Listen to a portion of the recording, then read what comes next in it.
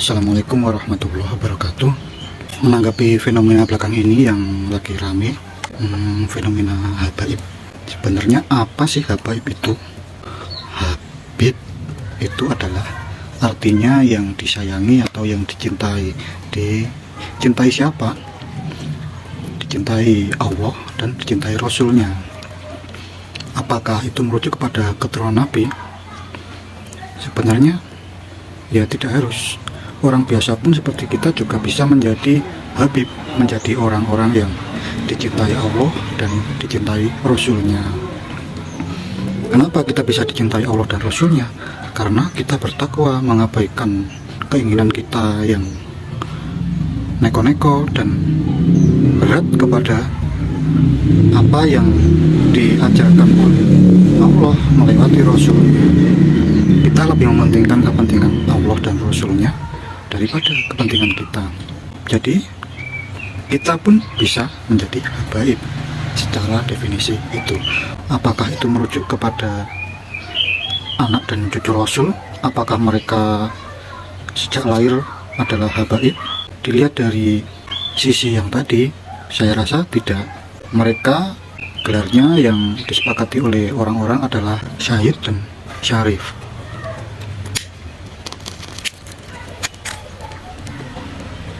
Dan apakah mereka langsung menjadi habaib seperti yang kita kenal sekarang ini?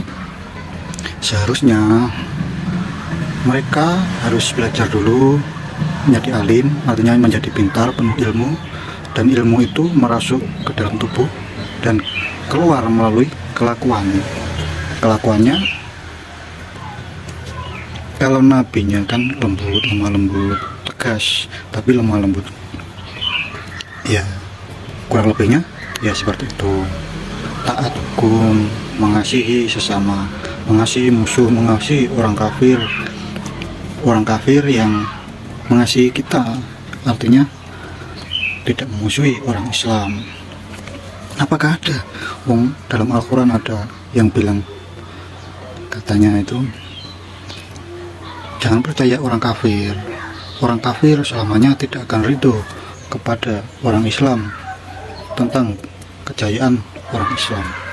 Ya sama saja, sama orang Islam kan juga gitu. Apakah mau apakah mau di dunia ini dikuasai orang non muslim, apalagi mereka yang jahat? Ya sama saja dengan mereka, logikanya kan gitu. Tapi gini, ada cerita orang kafir ini, dalam hal ini orang Yahudi yang membela Islam. Ya tidak serta-merta Islam saja, dia membela negara. Waktu itu adalah negara negara Madinah yang didirikan oleh Kanjeng Nabi Muhammad SAW.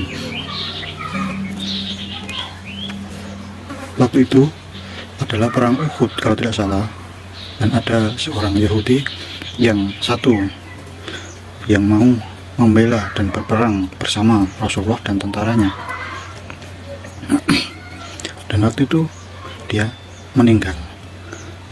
Sebelum dia berperang, dia berkata kepada sahabat dan keluarganya, jika saya meninggal, hartaku berikan kepada negara untuk kelanjutan perjuangan Muhammad demi negara dan rakyat.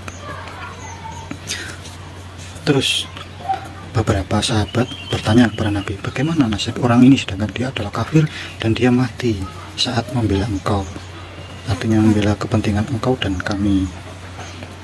Kuburkan dia dengan hormat, dengan layak, sisanya serahkan kepada Allah. Allah yang lebih tahu, saya tidak tahu. Jadi dalam hal ini pun orang kafir bisa sejalan dengan kita dalam beberapa hal, dan Nabi sendiri pun tidak berani menghukuminya dia masuk neraka atau masuk surga. Itu bisa Anda cari kata kuncinya di kitab-kitab atau di Google, ada cerita seperti itu dan sahih insyaallah. Kenapa di fenomena di Indonesia ini tentang Habib ini gempar, dan kayaknya banyak yang tidak setuju dengan beberapa Habib? Ya, cara kita melihat apakah mereka orang yang benar di jalan Allah atau tidak. Tentu saja kita merujuk kembali kepada Rasulullah. Rasulullah tidak pernah berkata hormati aku, sholawatlah terus kepadaku, nanti akan aku tolong. Enggak, Rasulullah tidak sealai itu. Jadi kalau ada orang yang cintailah Ahlul Bait, cintailah habaib, cintailah anak cucu Nabi, yang dalam hal ini Habib sendiri yang bicara seperti itu, jadi kan artinya cintailah saya ini cucu Nabi. Itu harus dan tanya.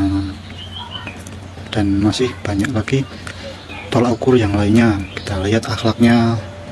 Mereka biasanya berbicara, ilmunya bersana, gurunya ini terus bin anu. Ilmu kan ini bicara ilmu ya, ilmu yang bersanad. Ilmu itu kan kita pelajari, resap dalam hati, dalam pikiran, keluar lewat perilaku. Nah, dilihat perilakunya gimana. Kasar, lembut, kasar ya nggak apa-apa, sesuai peruntukannya, seperti Umar bin Khattab. Tapi Umar bin Khattab juga tidak terus kasar, tidak. Dia bahkan sangat lembut dalam banyak hal. Kalau kasar terus-terusan, ya perlu tanya, karena katanya kan bersanad tentang kasar tadi. Kan itu pasti putus. Wong Kanjeng Nabi tidak kasar. Loh, ini kasarnya belajar lewat siapa? Berarti kan tidak bersanad sampai Kanjeng Nabi.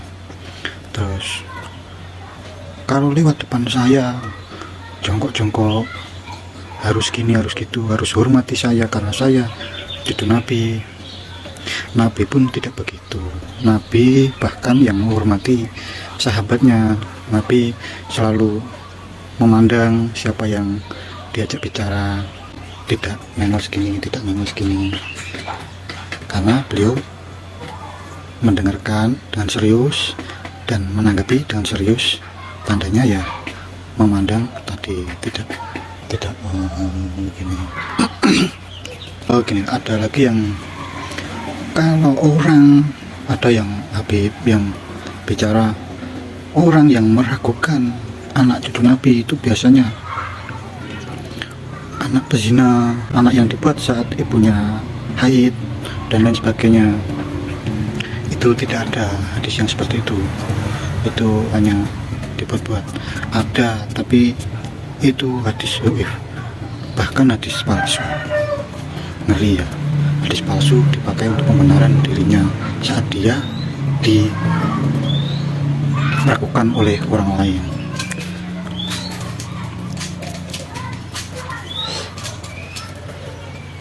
Repot. Masih mau yang lebih panjang? Komen dong. Assalamualaikum warahmatullahi wabarakatuh.